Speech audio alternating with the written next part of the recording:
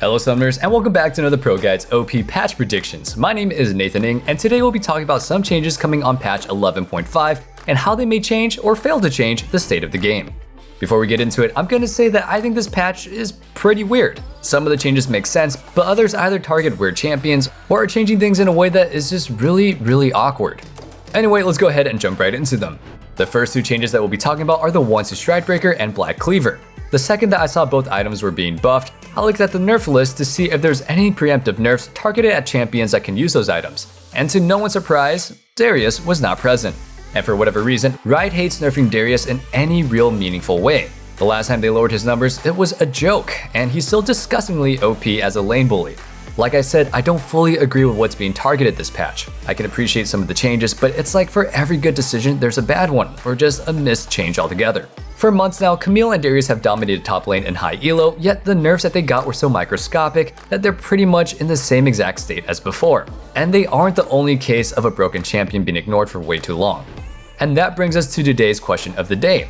If you could delete one champion from the game, who would it be? For me, probably Ivern because he's creepy as frick, or just probably Yuumi because I hate going against Yuumi and I hate having Yuumi on my team. Let us know your answers in the comments down below. Now, let's get back to talking about these changes, shall we? For Stridebreaker's change, it's getting an increase in dash range, but the slow and damage are being lowered to compensate.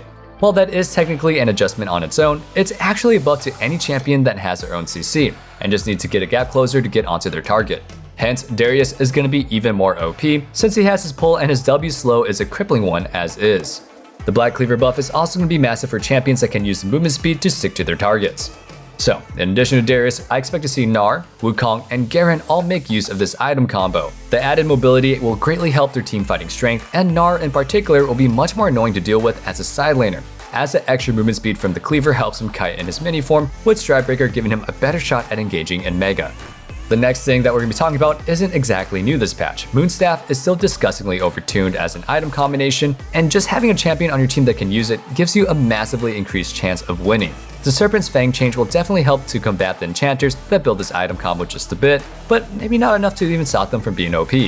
Moonstone Renewer itself is going to provide a ton of healing over the course of a team fight, and even with Grievous Wounds cutting that down, each Moonstone proc is going to give Staff of Flowing Water and Ardent Sensor procs to your teammates, massively buffing them up for fights. As we mentioned in the last OP predictions video, the best way to actually nerf how OP Moonstone is would probably be reduce the frequency between its procs. That being said, it's not like you can simply buy the item and win.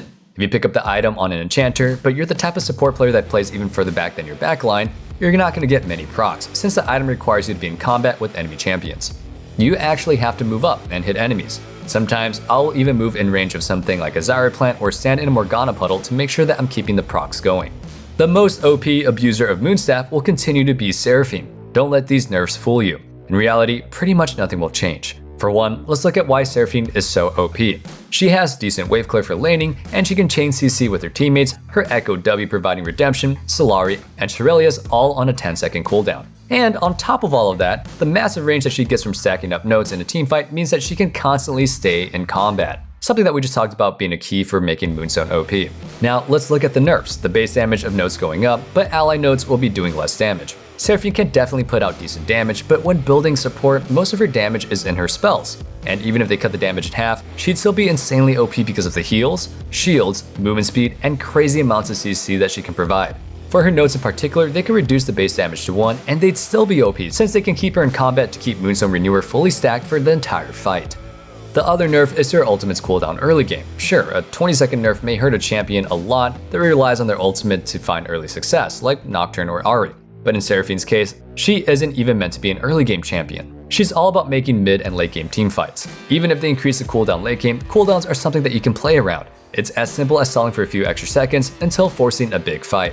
If they really wanted to knock her down a peg or two, they need to just reduce her ultimate's range or lower the charm duration. So, with all that being said, Seraphine will continue to be a disgustingly strong champion, able to triple flex between mid, bot carry, and support. If you're interested in this style of team-oriented gameplay, but you don't know exactly how to pull it off in solo queue, consider heading over to ProGuides.com. Our top-tier coaches can teach you the early game strats that you need to survive even the toughest of early games and make it to those mid to late game fights where you can really start to shine. If you're struggling to figure out how to beat Seraphine, you could also check out ProGuides.com. And if you're the opposite side of the spectrum and you want to figure out how to beat her, you can also find some help there. We can help you figure out how to understand any matchup or macro concept that you can think of. We're even doing a 20% discount on any purchase if you use the code RANKUP2021. Don't miss out on this great offer. Jumping back into the video, Trundle's getting a seemingly minor buff, but Riot has to be pretty cautious when it comes to giving him any love. Words that I live by. Being cautious when you give anybody love. Gotta guard your heart sometimes. Despite a pretty basic kit, Trundle has a habit of becoming a super dominant pick in the jungle in the right metas. And with the current meta heavily favoring champions to have strong early games and ganking, and teamfighting presence over the power farming DPS champions, Trundle may have to become a potential OP pick, at least situationally. I repeat, only situationally. If you blind pick Trundle and your opponent counters with something like Kindred, you will not have fun. But then again, we're playing League of Legends, so do we even want to have fun? But if your opponent picks a tank like Zac or the newly buffed Sejuani, Trundle is a great option to counter with. With his stronger dueling early, his easy ability to stop their mobility, and the other ability to take away their tankiness in fights, he's always been a solid answer when junglers pick a tank. There's not a lot to talk past that, but just do keep in mind that it's not always worth picking just to counter your opposing matchup alone. Trundle can steal stats, but he doesn't provide hard engage like those tanks, and if your team is lacking any form of a go button, you may actually want to opt to pick for your comp over your individual matchup. Next up, let's look at Murrah Mana. At this point of time, Manamune and its upgraded form were considered globally OP. It seemed like more than half of the meta AD champions could abuse the item for its cheap cost and highly efficient AD. With its changes in the new system, it was heavily abused by some mages, but now it's been adjusted to the point where it's pretty much a niche item. The most popular Ezreal build doesn't even use it at the moment. With the upcoming changes on 11.5, Murrah Mana will have the auto attack proc damage lowered, but procs from spells will do more damage, meaning that champions who rely on spellcasts more than autos are getting a direct buff. As a result, it may be worth picking up on Ezreal as your third item slot, still coming after Essence Reaver and Duskblade.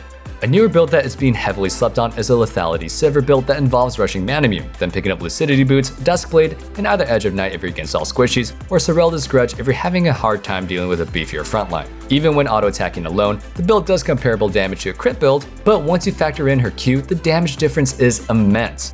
While I did say Murrah Mana auto procs will be getting nerfed, this build is going to be remaining very strong. And I think that it's going to continue to rise up and maybe even become a relatively popular pick in the meta. It also helps Sivir skip her early weaker game, and gives some insanely hard-hitting poke when you're having those weird dragon dances where neither team really wants to commit to a fight. With Duskblade now being built as the most successful mythic on Ezreal and Sivir, we may even see more builds like this one on other marksmen. This isn't a hard read or anything, but maybe Ashe is next. Her low W cooldown is perfect for spamming Murrah Mana procs from a range that no one can really trade back. Currently, Shaco support is a hit or miss in the bot lane. Against double range laners, he provides no pressure and leaves his ADC to basically 1v2 the lane. But against engaged supports, they are left unable to ever go in, since going in on Shaco or his ADC usually means running into a nest of boxes and dying. This isn't a particularly healthy style of laning, and Riot is pushing him out of the role altogether. And with that, kill lanes are being directly buffed as a whole this patch. With Shaco in the meta as a support, it's actually safer to build a scaling bot lane that can be guaranteed to be useful if the game reaches the later stages. Now, champions like Leona, Rell, and Nautilus are much safer to blind pick, and ADCs that prefer to go aggressively early and snowball lead hard into the mid game like Lucian, Tristana, and Draven will be happier as a whole. The last thing that we'll be looking at is the upcoming Serpents Fang change. Earlier, I said that Serpents Fang won't be killing Moonstaff abuse, but that doesn't mean it won't have its use. It'll be super good against comps that are specifically built to shield one carry, so something like Ivern jungle, Orianna mid, and Janna support won't be able to just throw everything on a hyper carry and keep them alive that easily. It's also going to be useful in specific one-on-one matchups. When you're mostly going to be dueling a Riven or Diana on the side lane, or your main target is going to be Orianna, the new preventative effect will definitely help you bring that target down.